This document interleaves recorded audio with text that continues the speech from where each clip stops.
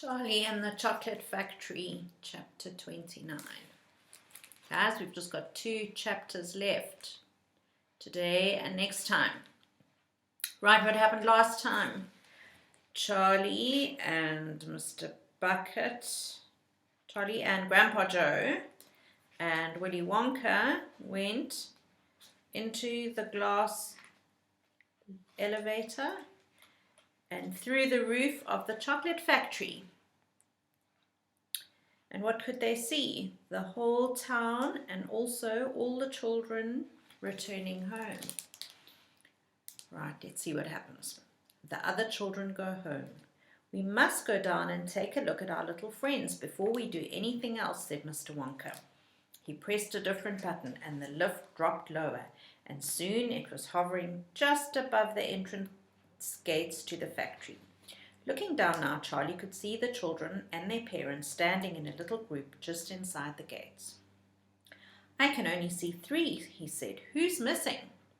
I expect it's Mike TV, said Mr. Wonka, but he'll be coming along soon. Do you see the trucks? Mr. Wonka pointed to a line of gigantic covered vans parked in a line nearby. Yes, Charlie said. What are they for? Don't you remember what it said on the golden tickets? Every child goes home with a lifetime supply of sweets. There's 1 truckload for each of them, loaded to the brim. To the brim, to the very top. Okay, if you have coffee or tea and your cup is filled to the brim, it's to the very, very top.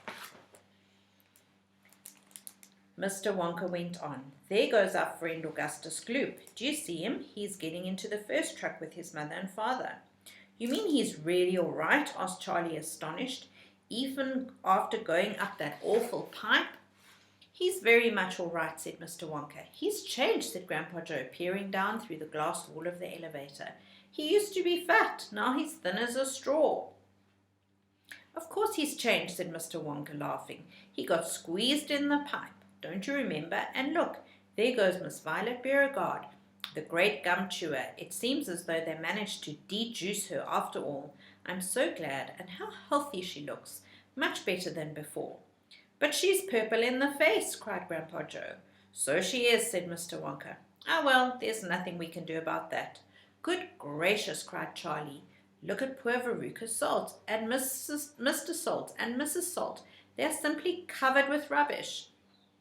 And here comes Mike TV, said Grandpa Joe. Good heavens, what have they done to him? He's about 10 feet tall and thin as a wire. They've overstretched him on the gum-stretching machine, said Mr. Wonka. How very careless.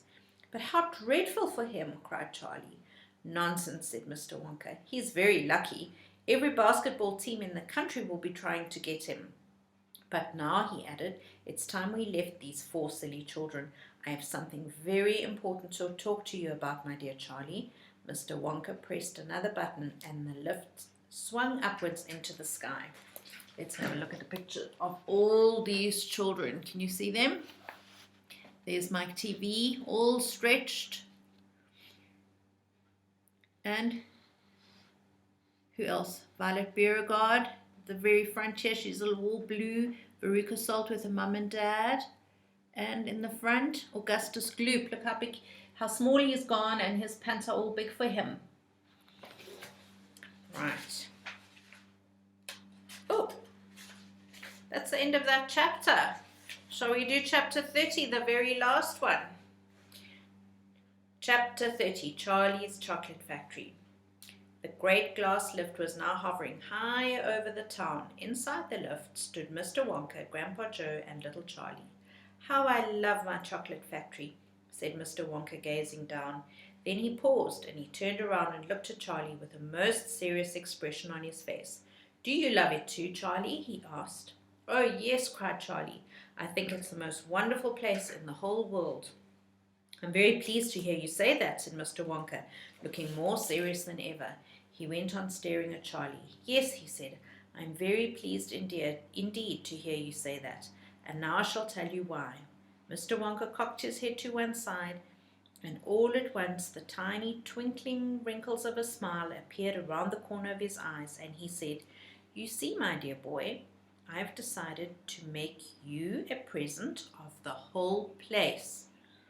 As soon as you are old enough to run it, The entire factory shall be yours." Charlie stared at Mr. Wonka. Grandpa Joe opened his mouth to speak, but no words came out. "It's quite true," Mr. Wonka said, smiling broadly now. "I really am giving it to you. That's right, isn't it?"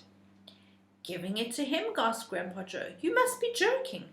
"But I'm not joking, sir. I'm deadly serious." But why should you want to give your factory to little Charlie?" "Listen," Mr. Wonka said. "I'm an old man. I'm much older than you think. I can't go on forever. I've got no children of my own, no family at all. So who is going to run the factory when I get too old to do it myself? Someone's got to keep it going, if only for the sake of the Oompa Loompas. Mind you, there are thousands of clever men who would give anything for the chance to come in and take over from me. But I don't want that sort of person. I don't want a grown-up person at all. A grown-up won't listen to me. He won't learn. He will try to do things his own way and not mine. So I have to have a child. I want a good, sensible, loving child. One to whom I can tell all my most precious sweet-making secrets while I'm still alive." "So that's why you sent out the golden tickets," cried Charlie. "Exactly," said Mr. Wonka. "I decided to invite 5 children to the factory, and the one I liked best at the end of the day would be the winner." "But, Mr. Wonka," stammered Grandpa Joe, "do you really and truly mean that you are giving the whole of this enormous factory to little Charlie? After all—" "There's no time for arguments," cried Mr. Wonka. "We must go at once and fetch the rest of the family, Charlie's father and his mother and anyone else that's around. They can all live in the factory from now on. They can all help run it until Charlie is old enough to do it by himself. Where do you live, Charlie?" Charlie peered down through the glass floor at the snow-covered houses that lay below. "It's over there," he said, pointing. "It's that little cottage right on the edge of the town, the tiny little one." "I see it," cried Mr. Wonka, and he pressed some more buttons, and the lift shot down towards Charlie's house. "I'm afraid my mother won't come with us," Charlie said sadly. "Why ever not?" "Because she won't leave Grandma Josephine and Grandma Georgina and Grandpa George." "But they must come too." "They can't," Charlie said. "They're very old, and they haven't been out of bed for 20 years. "Then we'll take the bed along as well, with them in it," said Mr. Wonka. "There's plenty of room in this lift for a bed." "You couldn't get the bed out of the house," said Grandpa Joe. "It won't go through the door." "You mustn't despair," cried Mr. Wonka. "Nothing is impossible. You watch." The lift was now hovering over the roof of the Bucket's little house. "What are you going to do?" cried Charlie. "I'm going right on in to fetch them," said Mr. Wonka. "How?" asked Grandpa Joe. "Through the roof," said Mr. Wonka, pressing another button.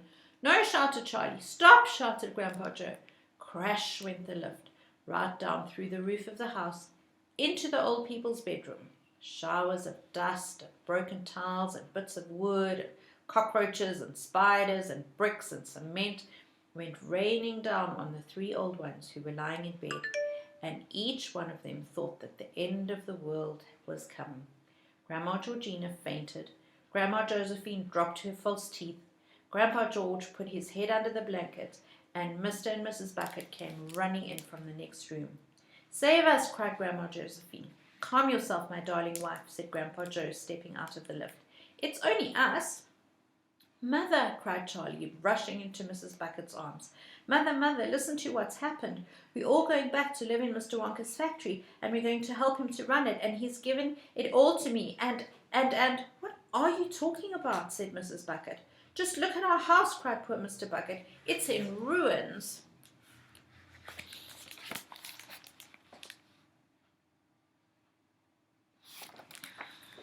"My dear sir," said Mr. Wonka, jumping forward and shaking Mr. Bucket warmly by the hand, "I'm so very glad to meet you. You mustn't worry about your house. From now on, you're never going to need it again anyway."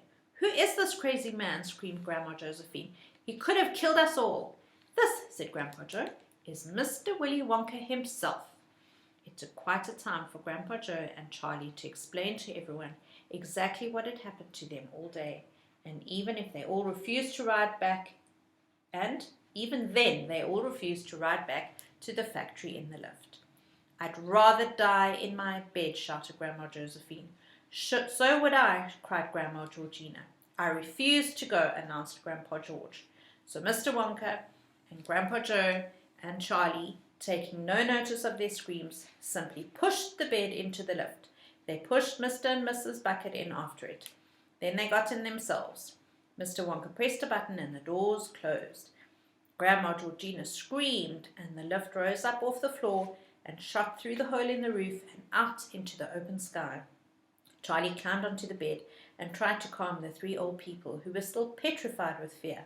"Please don't be frightened," he said. "It's quite safe, and we're going to the most wonderful place in the world." "Charlie is right," said Grandpa Joe. "Will there be anything to eat when we get there?" asked Grandma Josephine. "I'm starving. The whole family is starving." "Anything to eat?" cried Charlie, laughing. "Oh, you just wait and see." The end. That was fun. I'm feeling a bit sad that it's over. Right, at the end of this lovely book, there's a little bit of information about the day in the life of Roald Dahl and where he used to write, and some really fun made-up words. So I will do another video with that information. I'll see you soon. Bye.